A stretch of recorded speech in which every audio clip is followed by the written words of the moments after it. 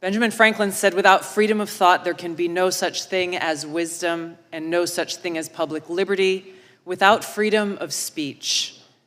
I love our country and I cherish our God-given freedoms that are enshrined in the Constitution. Like every one of you, I took an oath, both as a soldier and as a member of Congress, to support and defend the Constitution of the United States against all enemies, foreign and domestic. Now, I've had the privilege of serving alongside many of you in Congress for 8 years, representing the people of Hawaii's 2nd Congressional District, serving on the Armed Services and Foreign Affairs committees. I'm honored to be able to continue to serve as a Lieutenant Colonel in the U.S. Army Reserves now for almost 20 years, where during that time I deployed to 3 war zones and participated in multiple overseas training exercises, where I had the opportunity to see firsthand what life is like in countries where there is no First Amendment, where there is no free press, where government deems itself to be the moral arbiter to its people, dictating to them what is right and wrong, what can and cannot be said, who can speak, who cannot, who is free to worship, and who is not. Now, our founders understood the importance of enshrining our God-given freedoms in the Constitution and Bill of Rights to ensure that no matter which party or person may be in power at any given time, our founding documents serve as a reminder of these freedoms that are guaranteed to every American. Thomas Paine said, "He that would make his own liberty secure must guard even his enemy from opposition. For if he violates this duty, he establishes a precedent that will reach to himself."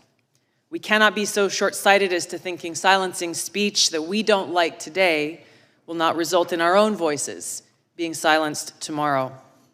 The work that you've all been charged with in this committee affects all Americans, and it is too important to allow it to fall victim to partisan politics.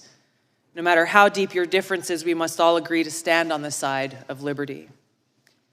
Unfortunately, right now we live in a country where many Americans are afraid to speak freely, afraid to express themselves, afraid to actually have real open dialogue and debate, afraid of losing their job, being canceled, or being accused of a crime, which could happen if recently introduced legislation criminalizing so-called hate speech is passed into law, speech that, no matter how abhorrent, is still protected under the First Amendment.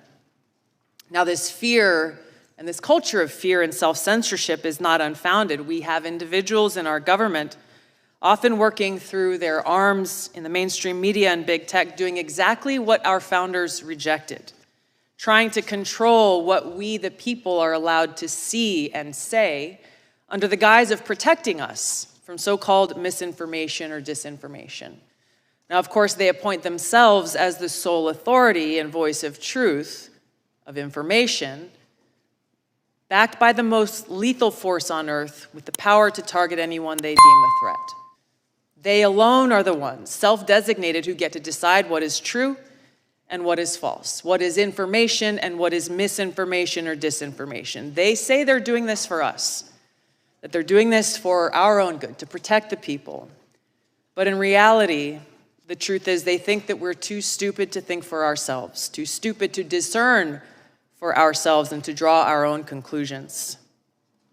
Now, the idea that we must just blindly accept whatever the government or those in power tell us is true goes against the very essence of our Constitution and Bill of Rights, which were created as a resounding rejection of the reign of kings, churches, and authorities. They tell us we must blindly trust them or face the consequences, even though our government has a long history of lying to us, the American people. Just to cite a few examples, we were lied to about the weapons of mass destruction in Iraq, which spurred the war that I and so many others served in and so many others sacrificed their lives in. They lied for almost 2 decades, claiming success in Afghanistan, when in fact we saw failure after failure after failure, coming at a great cost to this country. We saw lies about Vietnam that were revealed in the release of the Pentagon Papers. We saw lies about our own government illegally surveilling Americans. These are just a few examples. There are many more. Ranking Member Plaskett talked in her opening comments about how individuals in the FBI also throughout our country's history have abused their power, weaponizing those agencies to advance their own political interests. This is not and cannot be reduced to a partisan fight. The stakes are too high. We all must recognize our own responsibility to stand against such abuses. But as we sit here today, the danger is that if we choose to reject or challenge whatever those in power declare is the so-called truth, we are accused of being anti-authority. We are accused of being a danger to society, accused of spreading misinformation, and are then targeted, smeared, and called things like Russian asset, white supremacist, bigot, racist, sexist, extremist, traitor, and so on. More dangerous than any baseless smear, our own government institutions, which exist to serve the people, they are being weaponized against us.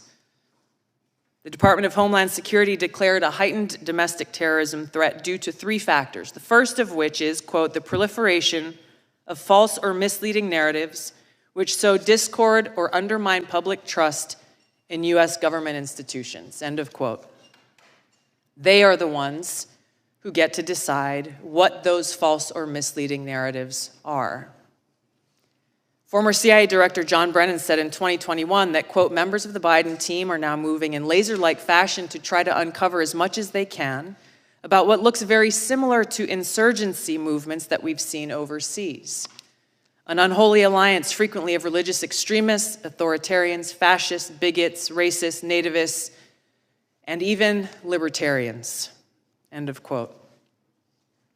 Attorney General Garland charged his newly created domestic terrorism unit with targeting those who hold, quote, anti-authority views. That included parents who dared to protest at Board of Education meetings, concerned and standing up for the right for themselves to have a say in their children's education. A draft copy of the Department of Homeland Security Quadrennial Homeland Security Review outlined their intent to target, quote unquote, inaccurate information on a whole host of topics, to include the origins of COVID, vaccines, the U.S. withdrawal from Afghanistan, and U.S. support to Ukraine. Their misinformation, disinformation, and malinformation team exists to, quote, counter all types of disinformation. Once again, they get to determine what this disinformation is. Meta CEO Mark Zuckerberg revealed on the Joe Rogan Experience podcast recently that Facebook limited the exposure of the New York Post Hunter Biden laptop story just weeks ahead of the 2020 election, only after talking with the FBI. Twitter took similar action, but they recently apologized for doing so, recognizing that their decision was wrong. The cozy relationship between White House officials, the Department of Homeland Security, the FBI, and big tech is now well documented and results in private companies not restricted by the First Amendment doing the dirty censorship work of those in government who are not legally allowed to do so themselves. The threat big tech monopolies pose to our democracy is real and serious. I've had personal experience with this. After the first Democratic primary presidential debate in 2019, I was the most searched candidate of the night. Unfortunately, and suddenly, my Google Ads account was mysteriously suspended without any notice or explanation. There were no responses to our multiple attempts to resolve whatever problem could have caused this, but after some time passed, magically, my account was reinstated, again with no explanation or apology. But their actions limited my ability to connect with voters who were actively seeking more information about my candidacy and why I was offering to serve them as President and Commander-in-Chief. This has not only happened to me, it's happened to other candidates running for various offices. Joe Kent, running for Congress in Washington State, is one I know personally of. This happens all the time, with these big tech monopolies interfering in our democracy by manipulating search results based on whatever it is that they want the American people to know about a particular candidate or issue that should be concerning to any one of us and all of us. Now, recently, we've learned that with the release of the Twitter files detailed by Matt Taibbi and others, high-level former FBI and CIA and other government officials were behind Hamilton 68 and their list of 644 social media accounts supposedly linked to, quote, Russian influence activities online. Now, Hamilton 68's work was widely cited as fact by institutions like Harvard and Stanford, by mainstream news organizations across the board, by members of the House of Representatives and Senate from both political parties, including the head of the Intelligence Committee. The problem is, it was false. Twitter themselves determined that the vast majority of counts that Hamilton 68 targeted on this list of 644 were, quote, neither strongly Russian nor strongly bots, end of quote. They were mostly anti-establishment American voices from across the political spectrum. I was one of them. Former Secretary of State Hillary Clinton accused me, a sitting member of Congress, a soldier, and a candidate running for president, of being, quote, groomed by the Russians. Her baseless smear worked as intended. It was something that was repeated over and over, headline after headline, article after article, pushed online in every way. This had the harmful impact that was intended. I could give you many examples of interactions that I've had with people throughout that campaign and still today. But I remember one in particular that had an impact. Just weeks after this statement was made, I was in South Carolina at a campaign event when an elderly woman came up to me, and I could tell that she was very disturbed. She came up and she put her hands on my shoulders and she looked into my eyes, her eyes welling up, hands shaking, and she said, "Look me in the eyes. I need to know if you are working for Putin." She was serious. I couldn't believe it. I looked her straight back in the eyes and expressed to her from my heart how much I love this country, so much that I'm willing to die for it. More recently, U.S. Senator Mitt Romney accused me of treason, a crime that is punishable by death under our laws. I challenged him to back this serious allegation up with evidence. What was this based on? There was no response, no explanation, no evidence, and certainly no apology. Now, these accusations are often shrugged off as, well, hey, it's politics. People say things about each other all the time. That may be easy for some of you to say, but for somebody who wears the uniform, this is serious. And it's serious not only to me, but to my fellow service members and veterans, every one of us making a decision at some point in our lives to raise our right hand, prepared and volunteering to lay our life down for this country. What does that mean in reality? It means that before every deployment,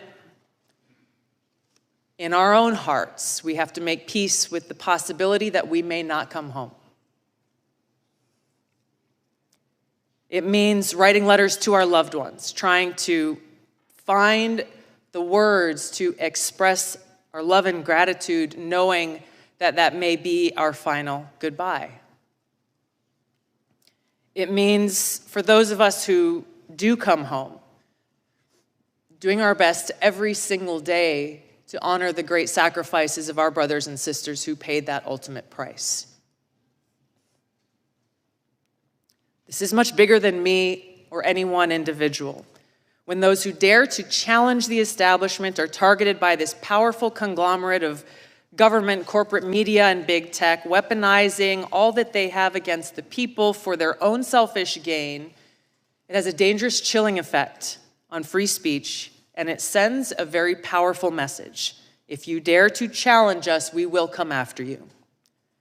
The more we allow this to happen, we start looking less and less like a democratic republic and more like a banana republic. Instead of a government ordained to secure these rights, we are now increasingly facing a government determined to take those rights away. George Washington warned, "For if men are to be precluded from offering their sentiments on a matter which may involve the most serious and alarming consequences that can invite the consideration of mankind, reason is of no use to us. The freedom of speech may be taken away, and dumb and silent we may be led like sheep to slaughter. We have to stop this insanity and protect these sacred freedoms. Vanquish the fear and self-censorship that is now pervasive. Every one of us taking action to breathe new life into the open marketplace of ideas that is at the heart of a thriving democracy, encouraging vigorous and substantive debate, encouraging people to think for themselves so we can draw our own conclusions, where we can disagree without devolving into hate, where we can respect each other as fellow Americans and treat each other with aloha. The work you have before you is critical for all of these reasons. The stakes are high. The consequences, for better or worse, will be long-lasting.